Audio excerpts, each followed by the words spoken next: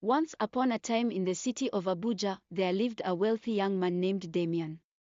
Though his name carried weight in the business world and his wealth turned heads wherever he went, Damien longed for something money could never buy: true love.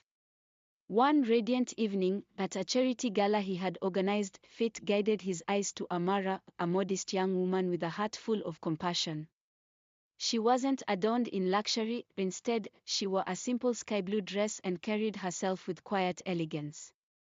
Unlike the crowd that buzzed with vanity, Amara stood out with her humility, speaking more about helping others than about herself. Damien was drawn to her instantly. Their first conversation felt like they had known each other for years. He learned she was a schoolteacher, passionate about shaping the future of less privileged children. Her life was far removed from his world of affluence, yet her words touched him more deeply than anything he had ever heard. But love's path is never without obstacles. Soon, whispers began. Damien's wealthy friends mocked him for falling for a common teacher, and his mother, Lady Margaret, disapproved fiercely. She had already envisioned a union between Damien and the daughter of a powerful senator, believing it would strengthen their family's influence. Despite the pressure, Damien stood his ground. He courted Amara with sincerity, visiting her school, supporting her projects, and showing her that his love was not built on wealth but on devotion. Yet Amara hesitated; she feared their worlds were too different and worried she would be a burden to him. The true test came when a rival businessman, jealous of Damien's success, tried to tarnish Amara's reputation with lies.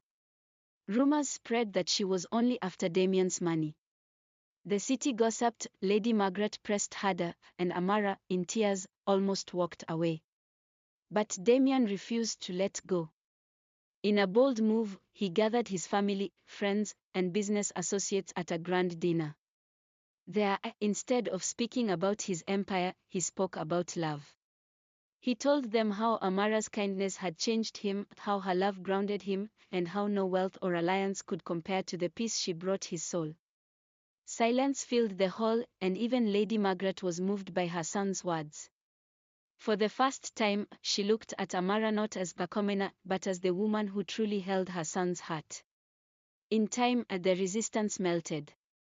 Damien and Amara's love only grew stronger. Their wedding was not the grandest Abuja had ever seen, but it was the most heartfelt. And as Damien held Amara's hand, he realized he had finally found the treasure he had been searching for: true love.